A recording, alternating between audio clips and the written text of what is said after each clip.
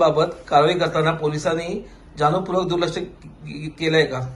माझ्या माहितीनुसार निलेश चव्हाण हा पण अजित पवार राष्ट्रवादीचा तो पदाधिकारी आहे. हे हगवणे कुटुंबातले जे सासरे, दोन दीर, नवरा आणि ती रंभा जी नणंद, तिचं नाव पण घेऊ इच्छित नाही मी, त्या अशा रंभेला त्यांचा कंटिन्यू पक्षामध्ये जाणं येणं या सगळ्या पदाधिकाऱ्यांचं होतं.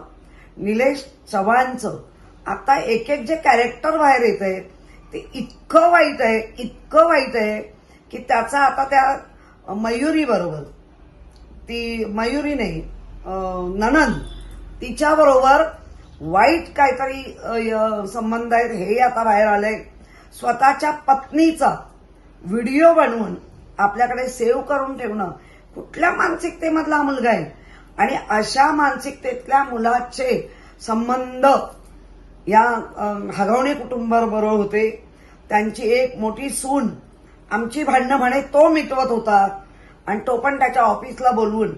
ह्याचा अर्थ हे क्रिमिनल माइंडचीच लोक होती. दोन दोन सुनांना छळण्याचं त्यांनी काम केलं.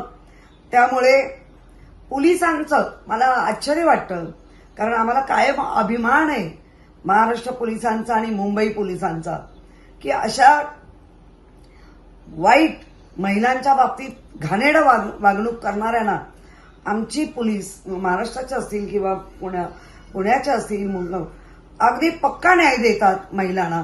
पण यावेळेला मला कळत नाहीये ते कोण पोलीस आहेत सुपे म्हणून, काही नातेवाईक आहे वगैरे असं कळतंय. मुळात तुम्ही जेव्हा गणवेश घालता ना पोलीस म्हणून, तेव्हा तुम्हाला कुठलंही नातं नसतं. तुमचं नातं एकच असतं, सगळ्यांचं रक्षण करणं.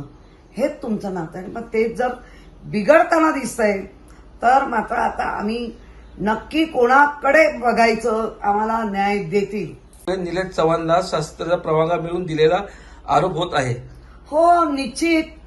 गव्हाण हगवणे कुटुंबाबरोबर सुपेकरांचं नातं आहे आणि सुपेकरांच्या मुलीबरोबर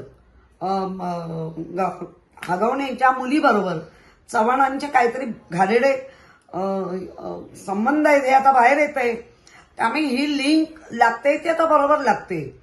मला खरंच काळजी वाटते की आमच्या महाराष्ट्र पोलीस आणि मुंबई पोलीस अशा एखाद्या कोणाच्या तरी व्यक्तीमुळे, पोलीस व्यक्तीमुळे अख्खा महाराष्ट्र बदनाम होतं. आणि लायसन्स किंवा पिस्तूल, बीडमध्ये तर म्हणजे असं वाटतंय की बीड नक्की महाराष्ट्रात आहे का? कारण बिहार वगैरे इकडे मुबलक पिस्तूल दिले जातात, AK-47 वापरले जातात.